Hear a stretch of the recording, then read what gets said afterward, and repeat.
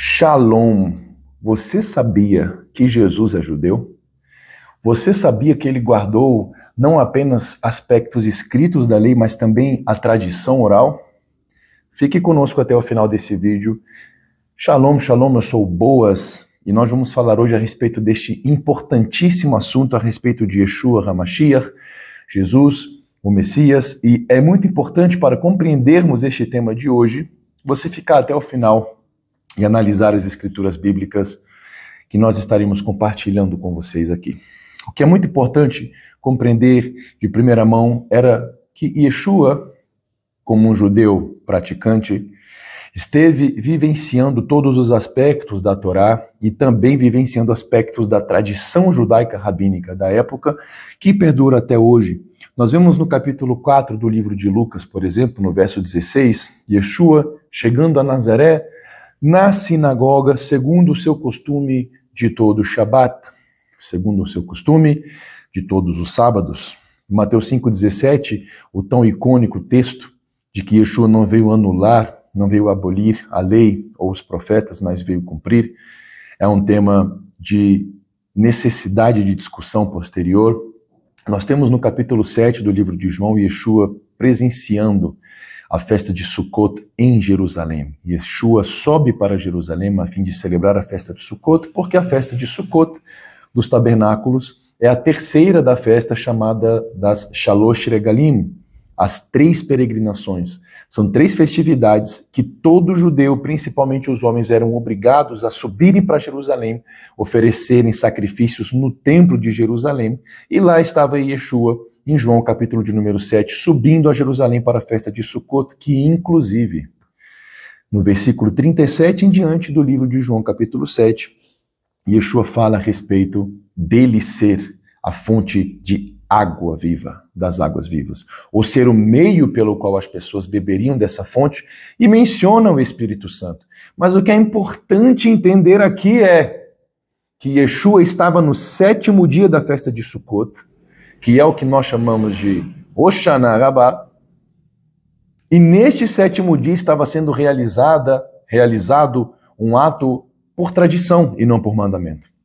Eram dadas 7 voltas em torno da Bimá, em torno do altar, e então iam até o tanque de Shiloh para buscarem água, e o sacerdote então fazia uma libação de água no altar, que não está prescrita na lei, mas sim era feita como um costume, como uma tradição. Yeshua usa isso como base para dizer que tudo isso aponta para ele e que através dele isso não seria anulado, mas planificado, porque ele diz: quem tem sede, bagaceira, hein, galera? Porque ele diz: quem tem sede, então vem a mim e beba, porque aquele que beber da água que eu tenho para dar, no seu interior, então fluirão rios de água viva. E isso dizia ele do Espírito Santo. Então Yeshua menciona sobre a planificação de toda essa realidade, até mesmo tradicional, e não apenas da Torá escrita. A menção que Yeshua faz é algo que era feito por tradição. Nós vemos uma forte presença da tradição oral no que nós chamamos de Novo Testamento, na Brit Hadashah. Em 1 Coríntios, capítulo de número 10, verso 4, o apóstolo Paulo, ou Rav Shaul, ele menciona que a pedra que rolava atrás do povo de Israel no deserto era Yeshua. Mas nós não temos, pessoal, nenhum relato de uma pedra rolando atrás do povo sendo o Messias. Isso foi aprendido por tradição oral. Então é muito importante compreendermos que ali no 1º século e até hoje, o farisaísmo ele permanecia como o código interpretativo da Torá, ou o que nós chamamos de tradição oral, foi sendo passada desde o sinédrio dos anciãos da grande assembleia, de pessoas proeminentes e sacerdotes do povo de Israel, foram transmitindo os ensinamentos principais da Torá para os seus discípulos e para os seus discípulos, e estes foram transmitindo isso para os seus discípulos, e nós temos o que nós chamamos da cadeia de transmissão da lei oral, desde Moshe até tempos muito próximos de nós, na qual nessa tradição nós nos baseamos para cumprirmos a Torá da melhor maneira possível, como testemunho de Yeshua, daqueles que possuem o Ruach HaKodesh, o Espírito Santo. Porque são muitos, pessoal, muitas as partes da lei escrita que não tem uma explicação que não traz uma prática cotidiana, e isso nós encontramos na Torá oral, várias vezes na própria Torá escrita, no Pentateuco, o próprio Moisés dá explicações para o povo de Israel a respeito da lei que não estão presentes na Torá escrita.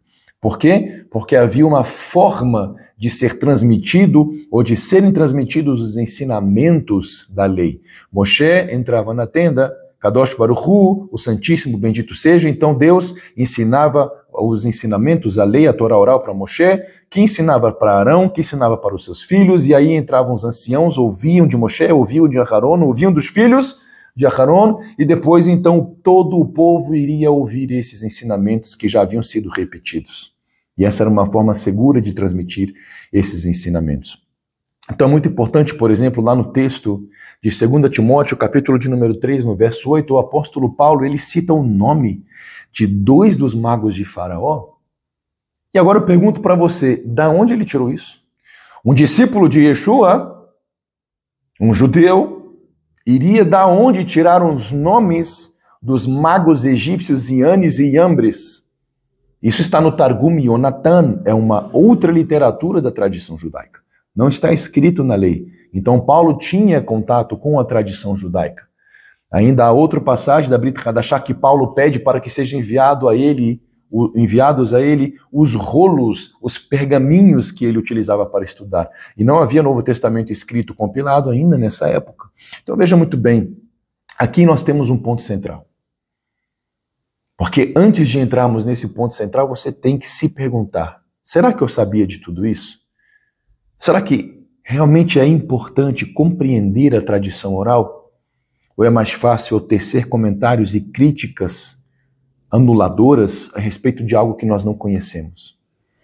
E agora nós vamos falar da tão mencionada Páscoa judaica, do Pêssar, do que é chamado por muitos a ceia do Senhor com seus discípulos. Por que esse Pêssar é chamado de ceia? Porque ceia é uma refeição. E o Pêssar, o que é chamado de Páscoa bíblica, ele é uma refeição. Ele é um seder, então é uma ordem de fatos, é um protocolo que acontece mediante uma ceia, uma janta. E pela Torá escrita, nós só temos 3 elementos bíblicos obrigatórios presentes no Pêssar. São eles o matzá, as ervas amargas e o Korban Pêssar, o próprio cordeiro, que era assado no fogo, com características específicas para que fossem cumpridos pré-requisitos, como não ser quebrado nenhum osso, tem que ser assado no forno, não pode ser cozido, tem que ser comido durante aquela noite, não era para sobrar até a manhã seguinte, mas não há outros elementos prescritos na lei aqui, a não ser por tradição. Porque nós sabemos que Yeshua utilizou mais uma coisinha aí, não é mesmo? E foi o quê? O vinho. E o vinho não está presente na Torá escrita. Não há nenhum pré-requisito bíblico escrito para que o vinho esteja presente no seder de Pêssar, a não ser através da transmissão da lei oral, que Yeshua também utilizou e mostrou que tudo isso tem plenitude nele, mas que nada que tem plenitude nele foi anulado, senão nós mesmos teríamos sido anulados. Porque a nossa plenitude, como diz Paulo em Colossenses 2, verso 10, está em Yeshua. Nele nós somos plenificados. Então Yeshua utiliza um dos cálices, inclusive não é só um. E ele diz, depois pegou e disse, este cálice é o sangue que eu dou por vós, é o cálice da redenção. Nós sabemos que por tradição temos 4 cálices de vinho presentes no seder de Pêssar, e Yeshua cumpriu todos esses pré-requisitos, porque o vinho não faz parte da cerimônia de Pêssar, a não ser pela tradição rabínica ou pela transmissão da lei oral, que Yeshua inclusive estava seguindo naquela noite de seder com os seus discípulos. E não havia motivo. Não há como dizer que Yeshua cumpriu isso. Será que Yeshua teria feito isso para que nenhum rabino ou judeu da época se escandalizasse? Não haveria motivos, uma vez que ele estava fechado com seus discípulos em uma casa. Não é isso que nós vemos? Então é muito importante entendermos, por exemplo, a própria citação do livro de Judas, de que Miguel batalhou. Isso não está presente em lugar nenhum na Bíblia. É nos Midrashim, é em literatura da tradição judaica. E é muito importante entendermos de onde nós temos isso, embora muitos e muitos textos, inúmeros textos da Torá, dão base para a crença, para a fé na Torá oral, mas a fonte disso está, por exemplo, em Shemot, no livro de Êxodo, capítulo de número 24, quando nós lemos no verso 12, por exemplo, que Deus deu as leis e os mandamentos. Escreveu as leis nas tábuas, mas também deu os mandamentos. E entendemos que Deus deu as leis escritas, mas também ensinou no Monte Sinai todos os ensinamentos, a maneira de cumprir da melhor forma a Torá escrita para que ela tivesse o seu formato pleno. Já pensou se fosse só um código escrito e agora cada um faz do jeito que quer? Já pensou se fosse um código escrito e agora cada um faz da maneira que lhe aprouver melhor? Não existindo uma unificação na maneira de fazer, então a própria Torá escrita ela é uma base para que houvesse uma relação humana de conexão, para que estivesse sendo abordada a maneira de cumprir a lei de Deus. E é muito importante entendermos, por exemplo, no Tratado Shabat, há uma citação de que a Torá é um pré-requisito essencial para o mundo vindouro. E o que isso significa para nós? Significa, será que a salvação vem pelas obras? Nós já sabemos que não. Mas o que são as obras no contexto da salvação? Porque Paulo fala aos Filipenses no capítulo 2, verso 12, Pedro fala em 2 Pedro 3, no verso 18, sobre desenvolver a salvação, sobre crescer em graça. Paulo fala muito sobre perseverar, para que haja perseverança, e havendo perseverança, haja o caráter, e havendo caráter, então, a esperança chegue na sua conclusão, lá no capítulo 5 de Romanos, e Tiago reafirma isso no capítulo 1, dos versos 2 ao 4. Qual é a função da Torá para o mundo vindouro? O aperfeiçoamento, a santificação. Embora para a crença no sangue, no sacrifício de Yeshua, a soteriologia, a salvação, ela venha de maneira instantânea, a santificação ela é progressiva. Então a maneira de aperfeiçoar, de desenvolver o que se recebe pela fé, a fé sem obras está morta, Tiago 2,17, é através da obediência, como Paulo fala em 2 Coríntios, no capítulo 10, mas agora é uma obediência com um contexto diferente que está na pessoa do Mashiach, na pessoa de Yeshua, que é o que será abordado em outras oportunidades, se assim Deus desejar. Então é muito importante, por exemplo, existe uma relação muito clara de muitos escritos rabínicos, escritos da literatura judaica com os textos do Novo Testamento. Como, por exemplo, no texto de Apocalipse, capítulo 2, nós vemos que o Mashiach irá retornar e que quando ele retornar, também está isso no livro de Salmo, ele exercerá um domínio com vara de ferro. Onde está isso? Também está no Midrash de Terrilim, do livro de Salmos. A mesma citação. Todo o judeu de crença farisaica crê no Messias. Mas para alguns o Messias já veio, para outros ele não virá, ou virá, e quando vier não vai ser a pessoa de Yeshua, e para outros como nós, Yeshua cumpriu todos os pré-requisitos referentes à pessoa do Salvador, do Redentor do povo de Israel. Então, por exemplo, no próprio Zohar, a obra central da Kabbalah, nós temos no Zohar 1 uma citação que diz que o Mashiach estará oculto por um tempo, e depois ele irá se manifestar. Ele vem, se oculta e se manifesta. E a literatura judaica faz muitas relações quanto a isso. Porém, qual é a relação que nós fazemos? Quando Yeshua veio na sua primeira vinda, ele sofreu pelos pecados do povo, como também está no Zohar, como também está em Isaías capítulo de número 53. E depois ele sobe aos céus e ele se oculta.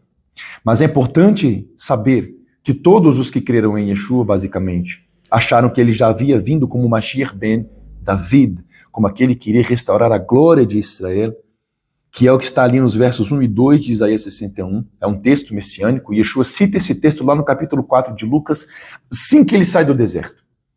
E ele começa a falar, o Espírito de Deus está sobre mim, o pergaminho é dado na mão dele para ele ler a Haftará. Então ele estava atendendo aos critérios costumeiros de Shabat, estando na sinagoga, e lendo como um judeu elegível para estar ali, ao lado do assistente da sinagoga, lendo a Haftará, lendo o texto dos profetas para todos os presentes na sinagoga. E ele lê a passagem de Isaías 61. O Espírito de Deus está sobre mim, me ungiu para pregar as boas novas aos pobres, libertar os cativos, etc., de coração. E entre os versos 1 e 2, ele lê o começo, para pregar o ano aceitável a Adonai, mas ele não lê e o dia da vingança. Ele fecha o pergaminho no momento em que ele iria ler sobre o dia da vingança. Por quê? Porque quando ele fecha o pergaminho, ele diz: esta profecia se cumpriu hoje aos vossos olhos. E ele deixa bem claro ali que a primeira vinda, ou que essa vinda era para restaurar. Porque se fosse para restaurar a glória de Israel, nem Israel estaria por dentro, porque em Mateus 21, Yeshua entra no templo e faz o que faz, não é o que nós vamos abordar agora.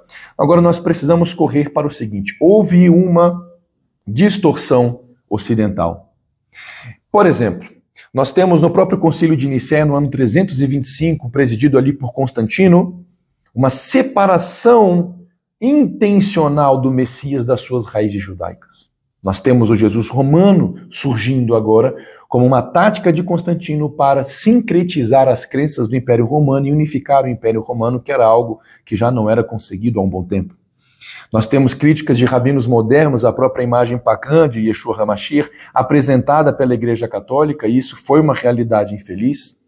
Nós temos Inácio de Antioquia começando a pregar que a Bíblia era dividida em Novo e Velho Testamento. Depois nós temos o próprio que veio após ele, Marcião de Sinop, que foi chamado por Policarpo, o último discípulo de João, o discípulo de João, aliás, que foi o último discípulo a morrer de Yeshua, chamando Marcião de filho de Satanás.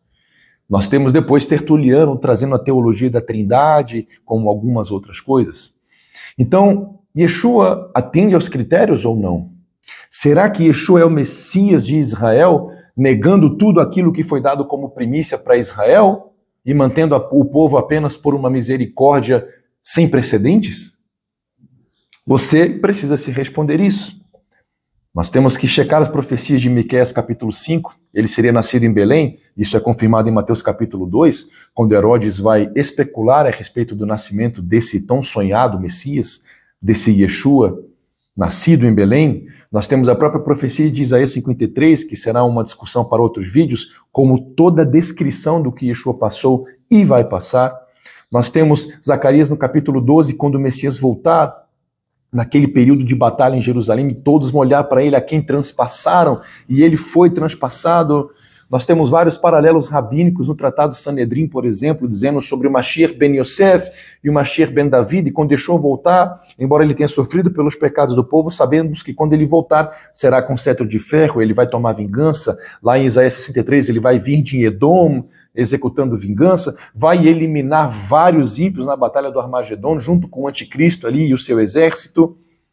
Muito bem, nós temos o próprio Midrash do Pesik Terabat dizendo que Mashiach sofreria pelos pecados do povo de Israel. O problema é que hoje muitos Yehudim, muitos judeus não estão rebatendo Yeshua como Messias. Eles estão rebatendo a visão católica da pessoa de Yeshua. E aí muitos não conseguem conversar por conta desse debate, dessa informação que fica ali por trás. Fica sutil ali quando se vai conversar. E a pergunta é: por que isso ficou escondido? Por que as raízes judaicas de Yeshua ficaram escondidas? Então nós temos o próprio antissemitismo pela igreja romana nos primeiros séculos. E muitos então tiveram que esconder as suas identidades judaicas, tiveram que se cristianizar para que não fossem mortos. Nós temos a própria supressão da Torá nas comunidades gentílicas, que foi acontecendo, infelizmente. Temos o medo da judaização da fé, que é um outro tema de extrema importância de ser discutido. E aí, pessoal, nós temos o domínio grego, que estava lá no ano 332 até o ano 140 antes da vinda de Yeshua. E o que aconteceu muito ali foi que os judeus tiveram que expedir vários decretos da comunidade judaica para que os judeus não se associassem com os gentios, porque muitos judeus estavam sendo helenizados, cedendo à filosofia grega, perdendo a sua fé, esfriando na sua fé. Então, como proteção, a comunidade judaica da época já adotou uma grande medida de importância para que eles não esfriassem na fé, mas isso respingou também em relação ao que nós chamamos dos crentes em Yeshua, de hoje. Os judeus, quando ouvem hoje, às vezes, sobre Yeshua, são remetidos a esse mesmo período, vão querer forçar a gente a se converter. ao catolicismo, ainda não entendem a visão do próprio Yeshua como um judeu, como o Messias do povo de Israel, que não anulou a Torá, que não anulou as tradições, que nele toda a tradição sabemos que é uma tradição válida porque nele ela é planificada, elas são planificadas. Então, nós vamos encerrar hoje dizendo isso. Yeshua não vem fundar uma nova religião. Yeshua não vem para fundar uma religião romana. Ele vem cumprir a Torá como todas as profecias e escritos, tanto da Torá, tanto do Tanar, quanto da tradição, também previram a seu respeito, como Mashiach, como ungido, como o Messias prometido do povo de Israel. E ele é o cumprimento das escrituras hebraicas e não pode ser parado, ser separado do seu contexto. Se você quer conhecer o verdadeiro Mashiach, você tem que olhar além dos óculos, além dessa elucubração romana que veio e voltar às raízes do povo para que nós estejamos, então, nos aprofundando, como Pedro fala em 2 Pedro 3,18, crescendo em graça. Então, shalom, shalom, que esse vídeo tenha te abençoado, nós nos vemos muito